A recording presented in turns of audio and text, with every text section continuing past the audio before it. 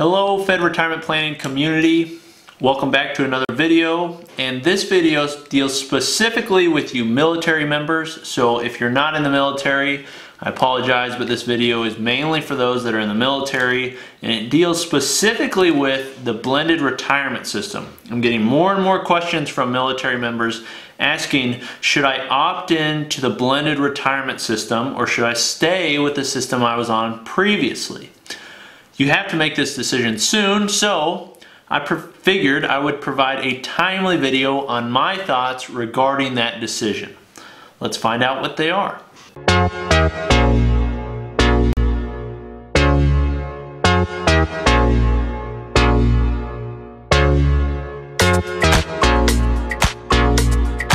Okay, before I go any further, I want to make sure that I make it clear that I am very grateful for your service military members. I appreciate, you laying down and making certain sacrifices so that people like me can do what I do. And so I'm very grateful to you, and that's one reason I like making videos like these specifically for you guys, because you have done so much for me. Now there's a lot of ins and outs regarding the blended retirement system, and I've actually done a video and article on the subject that has the top 10 facts regarding the blended retirement system that you can check out. I'll put a link in the bio below.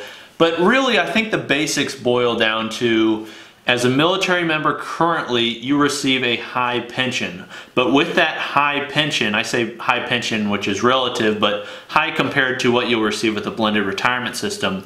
With that high pension, you don't receive any matching funds for your TSP or any automatic contribution. Okay, so nothing is automatically put in to the TSP. Nothing is added because you contribute to the TSP. The TSP is basically something that they allow you to put into, and if you want to contribute, you can contribute, but they're not going to aid you in any way to help that account grow. The difference between the blended retirement system and the one you're currently on really boils down to, you're going to have a lower pension amount, but in the same sense, they're going to give you more responsibility by putting it on your shoulders by allowing you to receive up to 5% matching funds in the thrift savings plan, and also a 1% automatic contribution from the TSP, whether you invest in the TSP or not. Okay, this same thing happened in 1984 when CSRS federal employees went to FERS federal employees, and rather than having this large pension, FERS employees suddenly had basically a smaller pension but a much larger TSP opportunity, and they also got Social Security. Having dealt with many federal employees who went from the CSRS system to the FERS system, or were on the CSRS system and stayed on the CSRS system, I have a good idea on what decisions or what factors play into the decision to go from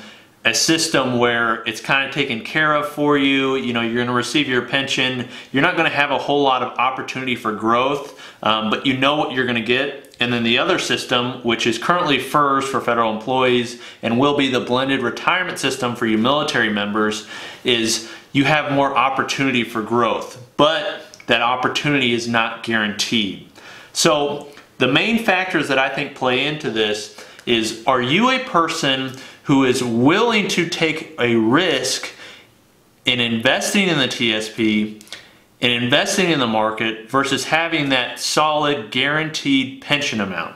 I mean, that's really one of the main decisions that I think comes into play. Can the TSP be larger along with your lowered pension? Can it be larger? Can those two be larger than the pension that you receive if you stayed on the system that's currently available to you? I think so, without a doubt. A lot of it depends on, a few different things though. One is how well the market does. Okay, so if you got, let's say you got, 12 years left in service, because that's kind of the limited amount. So if you've got around 12 years of service or more left, and we have a bad decade in the market, let's say the market just doesn't perform, well, it's likely that the original system you were on would outperform it. That said, it also depends on how much you're going to contribute, okay? Because many people go into, thinking that, I'm going to invest at least 5% of my TSP to earn that match, and they think that ahead of time, but then they don't end up doing it, okay? So if you're somebody who, probably isn't going to actually contribute that 5% to receive those matching funds, then I'd say don't go through the blended retirement system, because that's really the benefit you get is that 5% matching funds. If you think about it, that 5% matching funds is a huge benefit, because if you put in 5%, the government's going to match that 5%, which gives you an automatic 100% rate of return.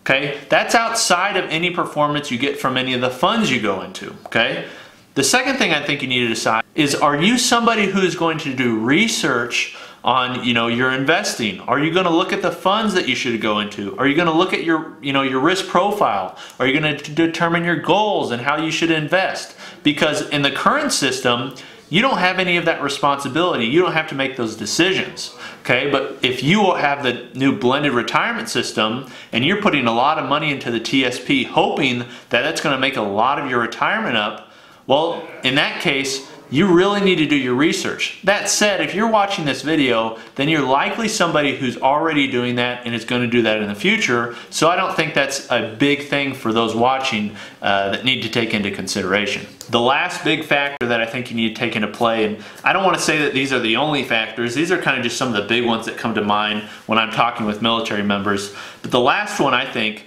has to do with how long you're going to remain in service. Okay, because if you're going to cut out earlier than 20 years, then it's probably best for you to go on the blended retirement system. And the reason it's best is because if you don't work those 20 years for the federal government as a military member, then you're not going to receive any payments. Okay, it's either 100% or nothing. So if you're somebody who you can foresee yourself leaving the military in the future, even if it's at 19 years, okay, even if it's at that time, and you leave and you're under the current system, you receive squat. Okay, but if you decide, if you're somebody who, let's say, you have an entrepreneurial aspect about your life, that's how I am. I want to start businesses, want to work for myself. If you're that way and you can foresee yourself doing that in the future and stepping away from your career in the military, then I would say that the blended retirement system is one that you definitely need to look at closely. The reason is you're not going to receive your pension if you don't work those years, but you're going to have received all of those, TSP contributions and all of those matching funds. Okay, you only need 2 years of service in order to be vested for those matching contributions. Okay, but if you're somebody who's going to work 20 years, then I think you need to think about the other factors I mentioned and take a hard look at this, because once you decide, that's it. You can only make it one time. That's kind of how the federal government is with most of these benefit decisions.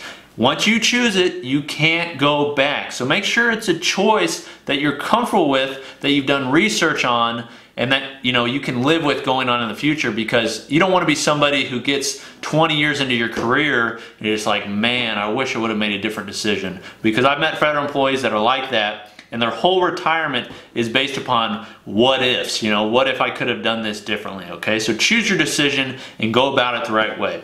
If you do choose a blended retirement system, I hope I can help you with your TSP. These videos are trying to help you with free information on your different funds and everything like that, and I will continue coming out with these. Okay, so you're not alone in this.